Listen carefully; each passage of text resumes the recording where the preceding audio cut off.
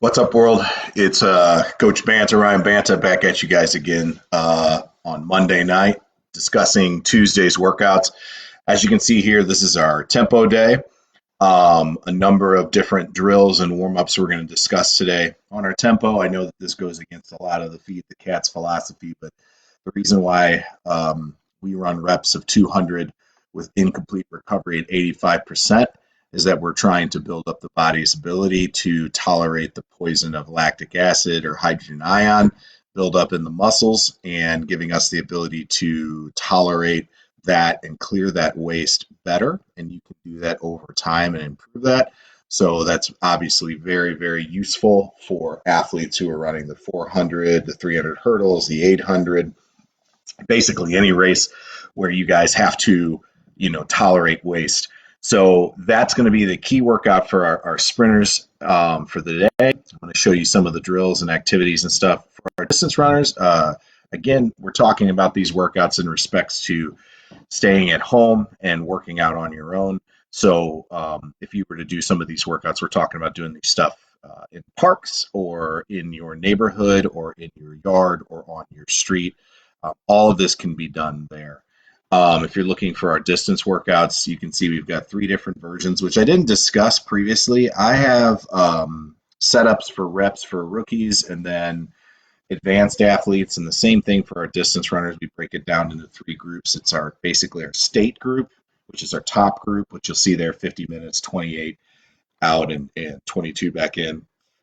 Our middle group, which is a returning group, but they're untrained. And then at the bottom here with the 35 minutes, that's our rookie group. And then we have 8 100 striders at the end. Speed should be a part of your program, whether you're a sprinter or not. So in distance training, we either do striders, hills, or flying 30s. Almost every day we'll have something like that in our program. If you look over here to the right, you look at our cool down. We can do stuff on the elliptical, row machine, or bike. Obviously, that's stuff you can do at home. Speaking of bikes, so if you can't get outside and run, tempo workouts are very easily done inside in your house with a row machine, an elliptical, or obviously a treadmill would be the exact same thing.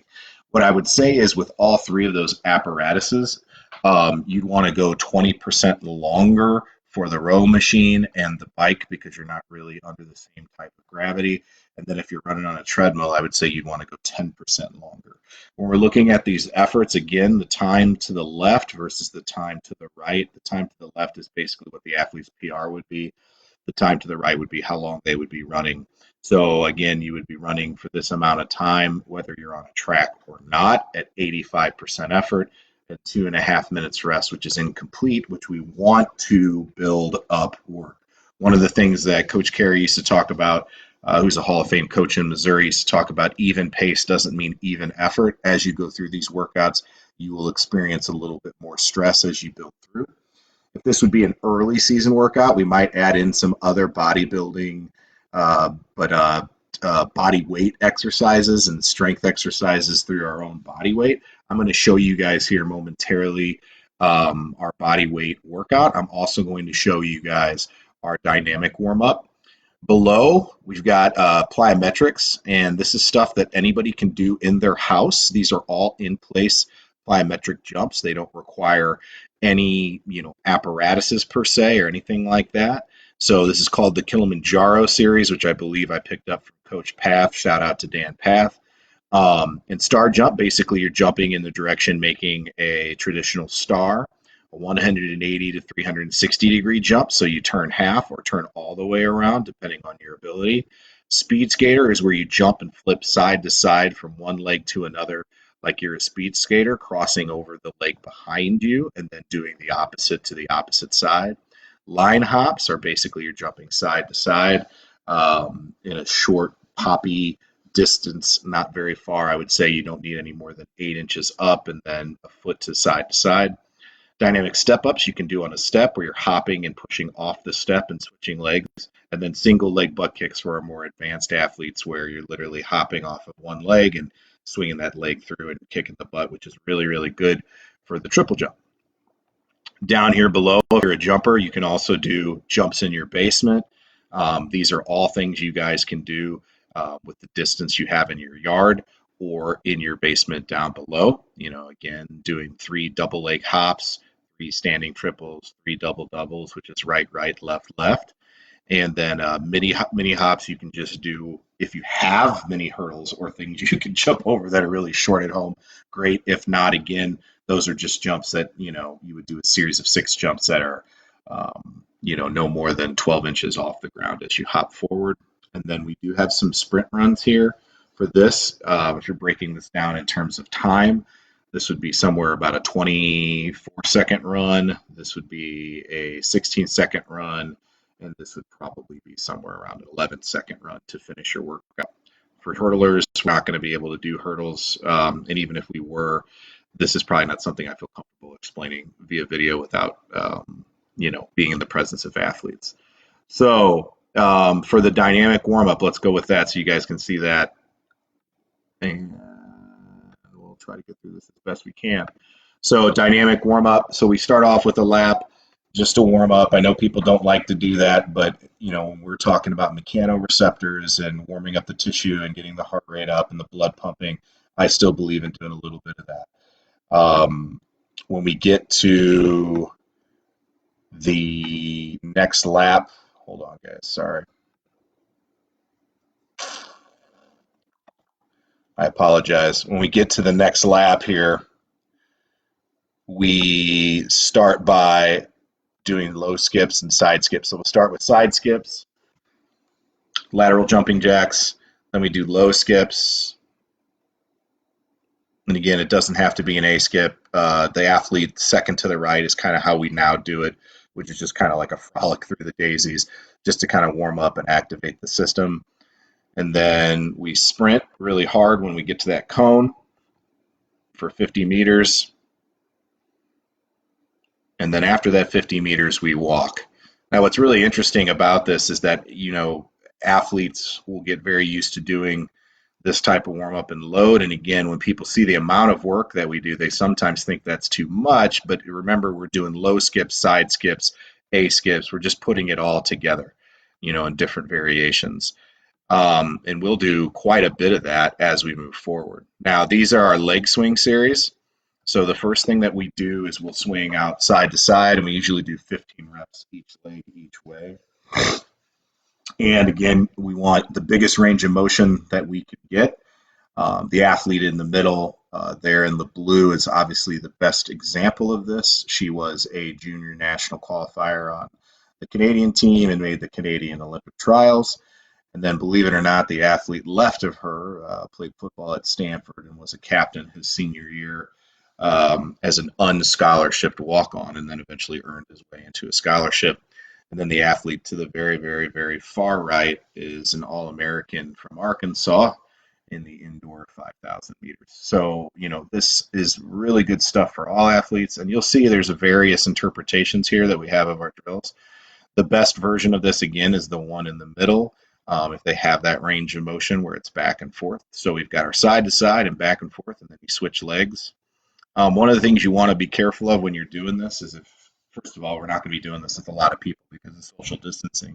But when we get out of social distancing, you're going to be, wanting to keep these athletes from kicking each other. So you got to make sure you've got enough space in between.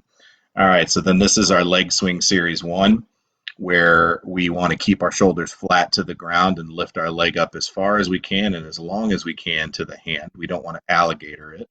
Again, mobility is going to be different for different athletes, but it doesn't mean that we don't want them to get to the desired model, which is what we have right here. Then we'll roll over and we'll do what's called a scorpion. And on this, we want to try to keep our shoulders flat to the ground. And again, you'll see the better version by the more mobile athlete in the middle. There's different interpretations. Some athletes like to keep their shoulders up. I don't really like that too much. So if I was coaching that now, I'd rather them be flat like these 3 versus this version. But as long as we're getting the openness in the hip right there, that's perfect. And that's what we really, really want to see in terms of, the mobility and things like that. A lot of times what will happen is people just flip their leg behind, and that's not right. Now this is our roll and reach. So with our roll and reach, we roll back and we switch legs, reaching both hands to the leg. And why we're doing that is that we want to have a dynamic warm-up and a static warm-up on opposite days because the body needs both a static stretchability and a dynamic stretchability. And what you'll notice is they're reaching both hands because it's harder to reach both hands to the leg than one. And that's a really good one for the hamstring. That warms up things really well. And then here we'll have our sledgehammer, which is, again, different versions. You can lay flat on your back, or you can be up. As long as you get good mobility, you'll notice, again, the athlete in the middle can get the foot pretty much all the way past her head. And we have different interpretations there. And we would obviously want to see a leg a little bit more stretched out and not bent.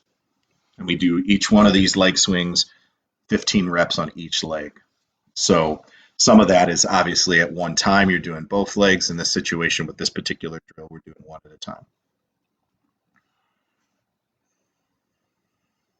So that's our series one and our basic series of leg swings that we do. And then we would get into our drills, which I showed you yesterday in our talk on day one. This is our series two. Now with our series two, we don't do reps. Now we do it for time. So what I would do is basically each leg would basically be swung for about 25 seconds a pop. And again, as we kind of get better at these things and we get more warm weather, we don't need to do it as long. You can move it all the way down to 15. This is what we call as a Superman.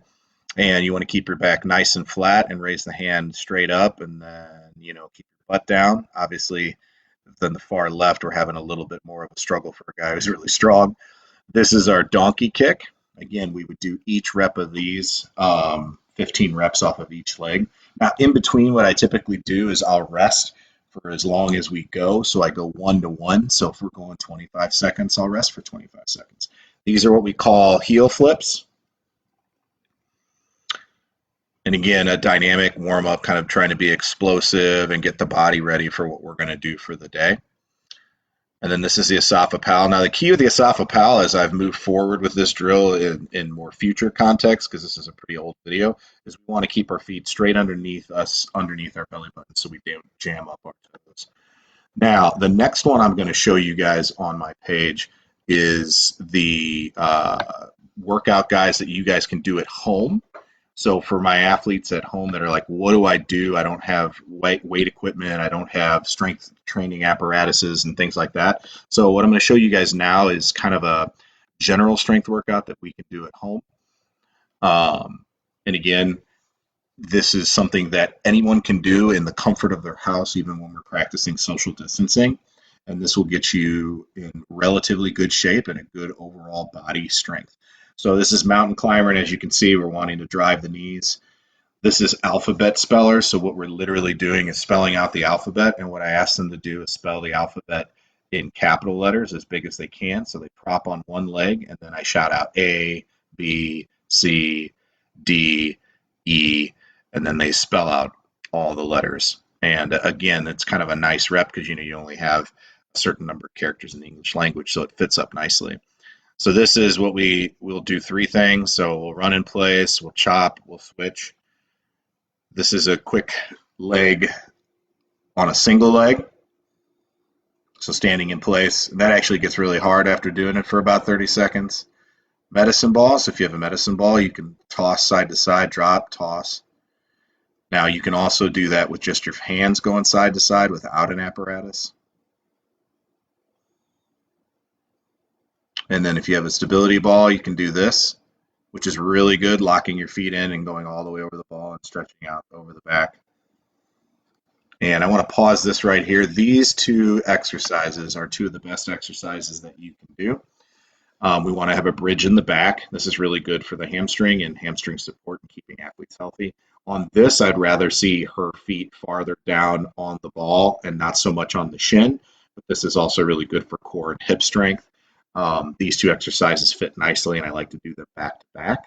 And again, we can do these for reps or you can do these for time. These are great exercises, and if you have one of these balls at home, this is really awesome to do.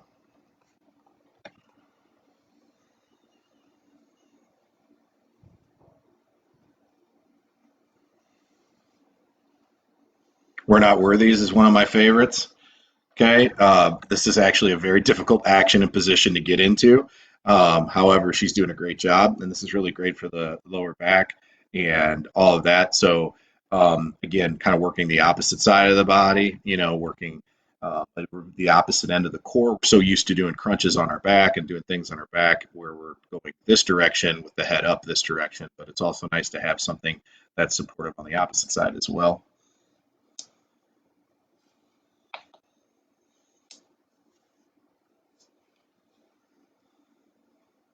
Crybabies, this is another great one for hamstrings. Now with this, what I like to do is I like to put something under their knees because this will actually hurt the knees as the knees roll over if you're not careful. So a small mat or a shirt or a sweatshirt is really good. The other thing is that we want to make sure that we keep our rhythm where the one leg's going up and the one leg's going down.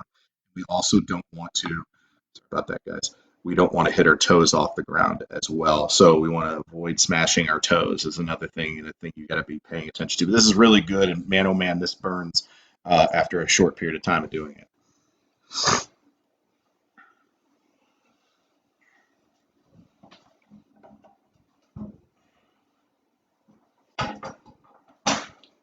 Single leg squat, you can do a bunch of different versions of this. You can do the pistol squat. You can do where you're crouching down like this. This is probably the first version that I would attempt. It's a lot easier to do with your athletes. And then you can bring the leg forward. Quick wall hops, also something else you can do. Again, you could do these things for however long you want to do them.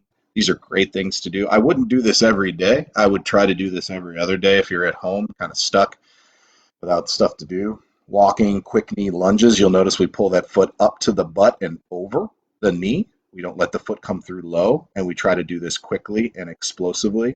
She could probably do this a little bit faster, but this is still a pretty decent interpretation. And then seated runs, which is kind of a funny thing, and you'll notice if you're doing it right, you bounce a little bit, which is a good thing to do. All right, so that's that, guys. So I hope that you found that to be helpful and useful. When we look at our quote of the day, going down here, I succeed on my personal motivation, dedication, and commitment.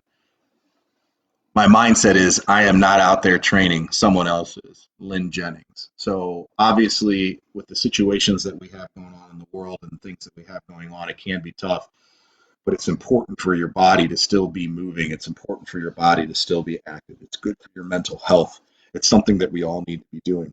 Again, you can adjust these things however you need to adjust them to be done at home.